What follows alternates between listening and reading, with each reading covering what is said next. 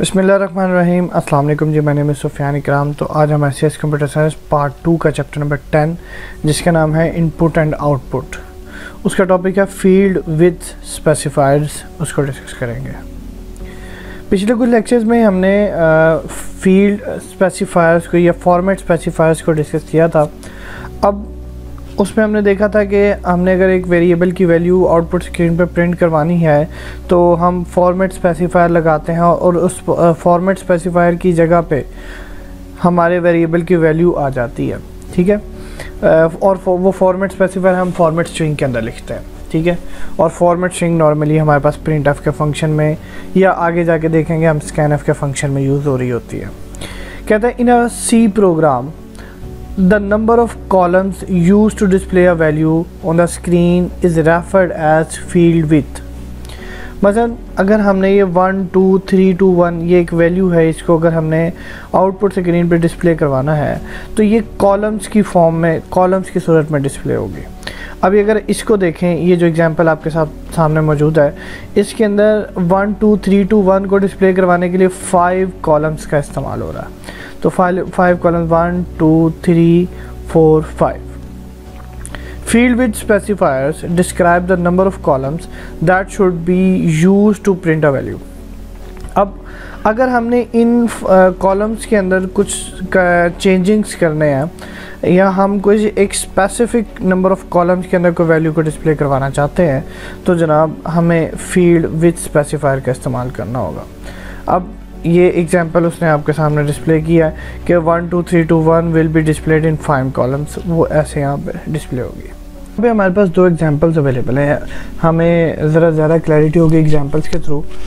सबसे पहली एग्जांपल है हमारे पास, उसके अंदर हमने stdio.h के नाम से एक लाइब्रेरी को इंक्लूड करवाया क्योंकि हमने printf का फंक्शन यूज़ किया यहाँ पे।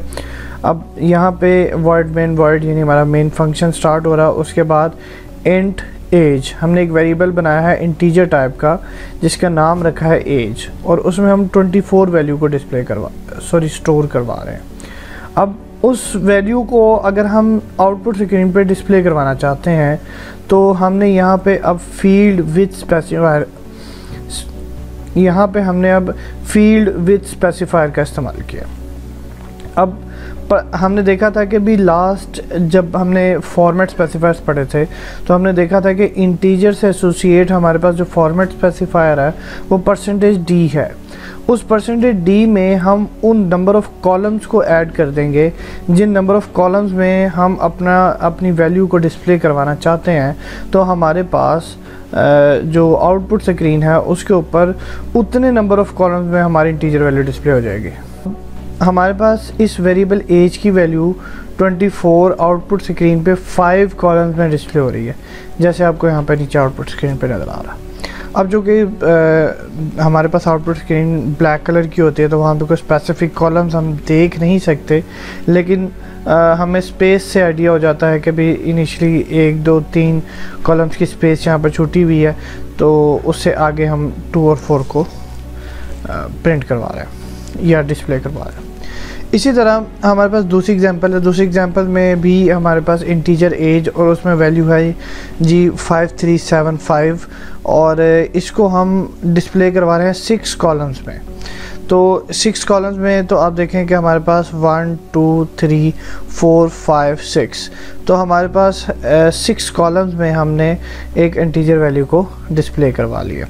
तो एक्चुअली हमारे पास ये जो %6d है, अगर ये सिर्फ %d होता तो फॉर्मेट स्पेसिफायर होता, और दरमियान में जब अगर कोई कॉलम की वैल्यू आ गई है तो इट मीन्स दैट कि ये हमारा फील्ड विथ स्पेसिफायर बन चुका है। अब फॉर्मेट स्पेसिफायर जो है वो हमारे पास डिफरेंट तरह के हैं, डिफरेंट डाटा टाइप्स के अकॉर्डिंग।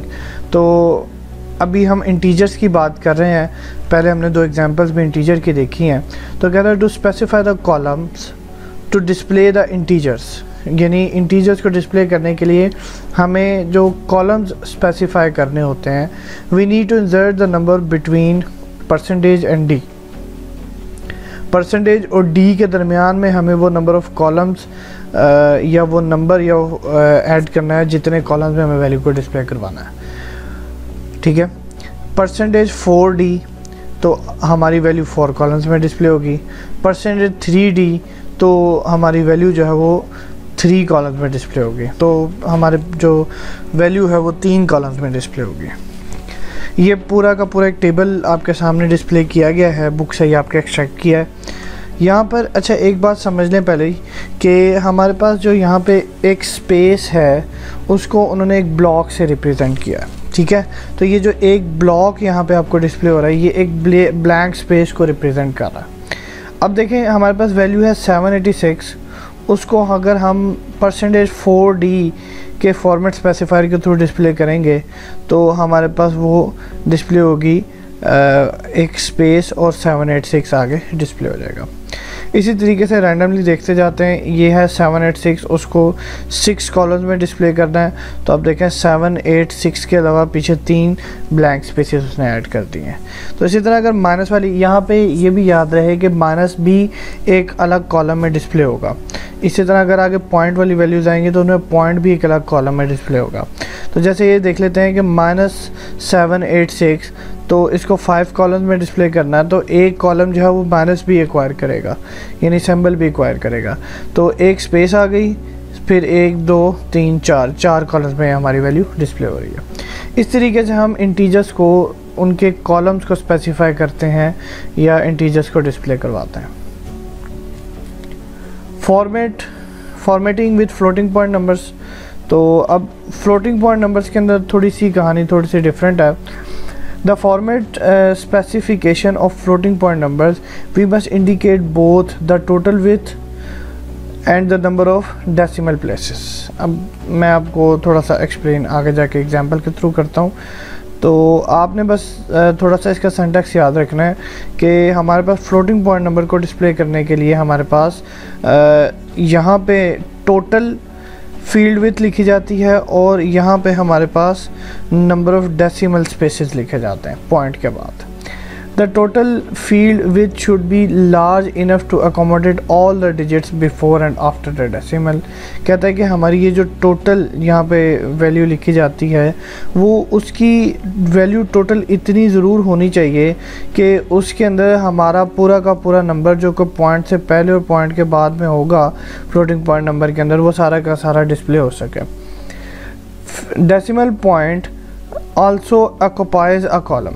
तो कहते हैं कि हमारे पास फ्लोटिंग पॉइंट नंबर के अंदर जो पॉइंट है वो इटसेल्फ एक कॉलम को एक्वायर करता है। ये बात मैं आपको लास्ट स्लाइड में भी बता कर आया हूँ। If the number is negative then the sign will also occupy 1 column. तो ये बात हम पीछे भी करके आए कि अगर कोई नंबर नेगेटिव है तो माइनस का साइन डिस्प्ले होगा तो माइनस भी एक कॉलम को ऑक्यूपाई करेगा, ठीक है। तो ये उसकी जनरल फॉर्म है। एग्जाम्पल से बात अच्छी समझ आएगी। हमारे पास ये एक एग्जाम्पल है, stdio लाइब्रेरी को इंक्लूड करवाया। उसके बाद हाइट जो है वो एक वेरिएबल का नाम है और वेरिएबल की टाइप है फ्लोट।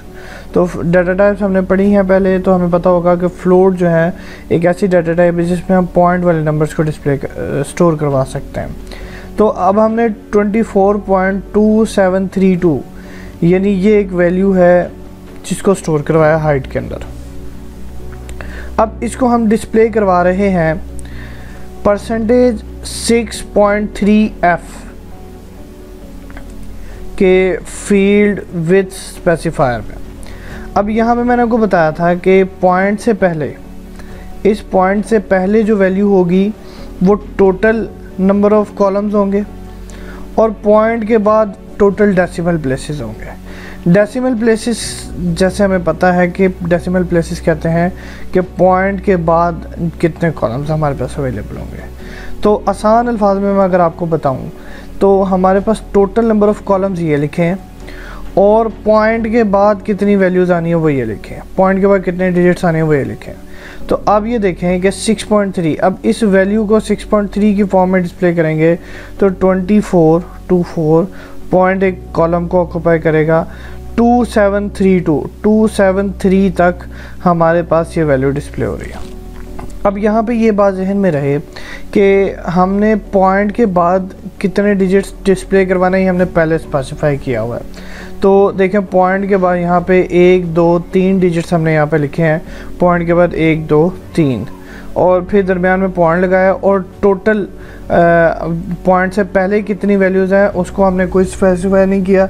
इसका मतलब ये कि पॉइंट से पहले वाली value most of the times सारी की सारी एज इट इज़ आनी होती है, ठीक है।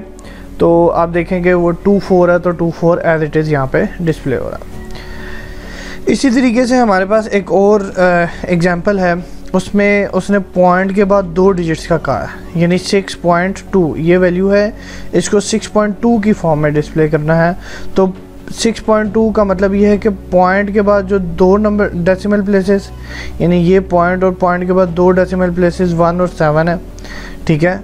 अब यहाँ पे 1 और 8 कैसे हैं कि चूँकि अब ये आखिरी वाले 2 को डिस्प्ले नहीं करना था तो उसने राउंड ऑफ कर दिया। याद रहे कि ये वैल्यूज़ राउंड ऑफ हो जाएंगी, जिसको हम ट्रंकेट करते हैं या रिमूव कर देते हैं, या पॉइंट के बाद सिर्फ चूँकि उसने 2 डिजिट्स का कहा है तो आगे वाली डिजिट्स को हमने डिस्प्ले नहीं करवाना, तो वो उनको ये कंप्यूटर जो है वो उनको ऑटोमेटिकली राउंड ऑफ कर देगा। अगर 5 से ज़्यादा हैं तो इधर नंबर में एडिशन हो जाएगा, इजाफा हो जाएगा। तो वैल्यू आ गई 1 8 और टोटल जो हमारे पास कॉलम्स हैं वो होने चाहिए थे 6। तो अब पॉइंट आ गया, पॉइंट के बाद 2 डिजिट्स आ गई, वो ये आ गई, फिर पॉइंट आ गया और फिर हमारे पास 7 और 5 वो एज इट इज़ आ गए। अब टोटल नंबर ऑफ़ कॉलम्स होने चाहिए थे 6, ये हुए 1 2 3 4 और 5। तो शुरू में एक ब्लैंक स्पेस आ गई तो हमारे पास 6 कॉलम्स पूरे हो जाएंगे।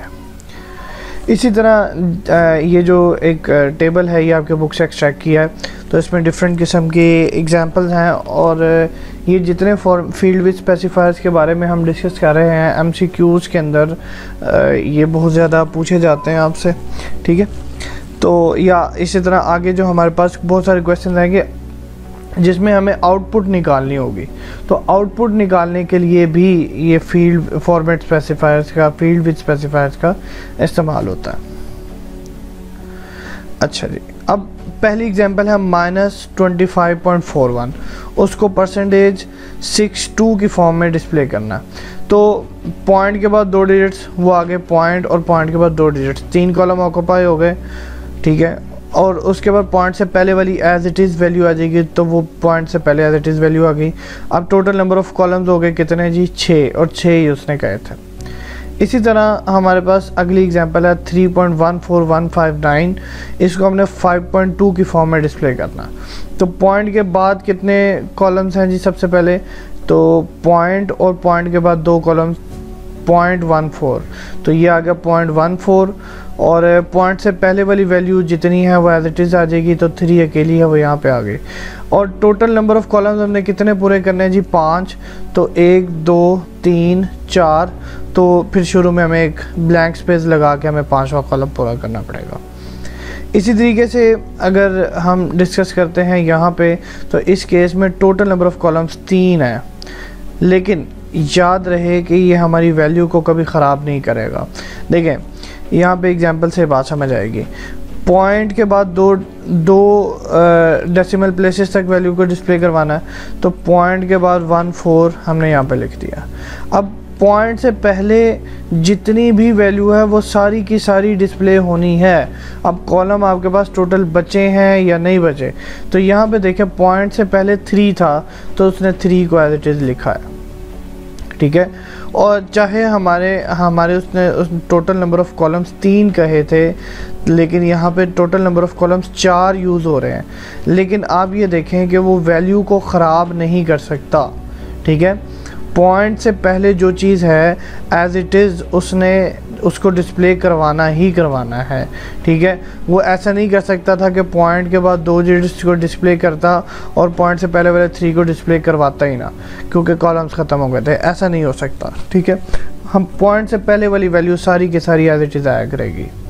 इसी तरह 0.14159 की एक और एग्जांपल है, इसको 5.3 की फॉर्म में डिस्प्ले कर रहे हैं। तो पॉइंट के बाद 3 डिजिट्स, तो ये देखें पॉइंट के बाद 3 डिजिट 141। अब यहाँ पे 142 इस वजह से आया है कि 9 ने राउंड ऑफ किया 5 को तो वैल्यू 6 हो गई, 6 ने राउंड ऑफ किया 1 को तो वैल्यू हो गई 2, तो राउंड ऑफ करके वैल्यू आई है, ठीक है।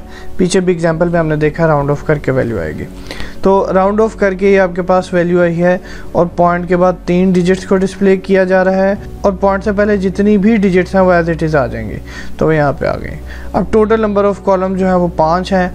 अगर तो टोटल नंबर ऑफ़ कॉलम्स कम हो जाते तो हम उसका कुछ नहीं कर सकते थे, हाँ, लेकिन अगर बच जाते नंबर ऑफ़ कॉलम्स तो हमें स्टार्टिंग में स्पेस मिल जाती, जैसे यहाँ पे डिस्प्ले हो रही है।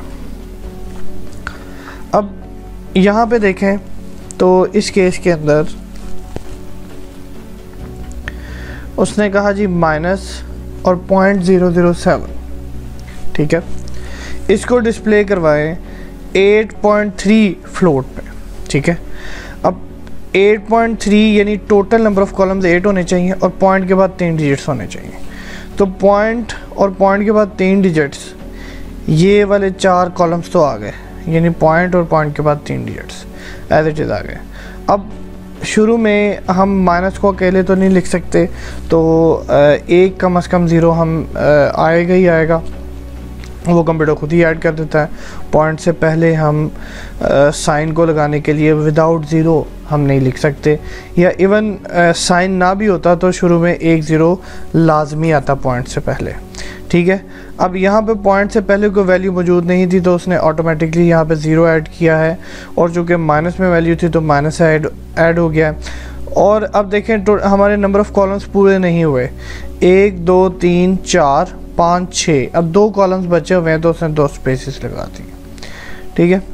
इसी तरह इस एग्जांपल को देखते हैं 3.14159, इसमें उसने कहा कि पॉइंट के बाद सिर्फ एक ही वैल्यू को डिस्प्ले करवाना है, तो पॉइंट के बाद सिर्फ 1 को डिस्प्ले करवाया जा रहा है।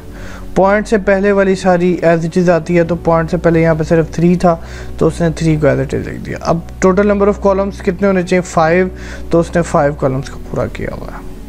इसी तरह last but not the least, इस एग्जांपल को देख लेते हैं 3.14159, और ये वैल्यू शुरू में माइनस भी लिखी हुई है और उसने कहा इसको %4f में डिस्प्ले करें, ठीक है, %4.4f में, ठीक है।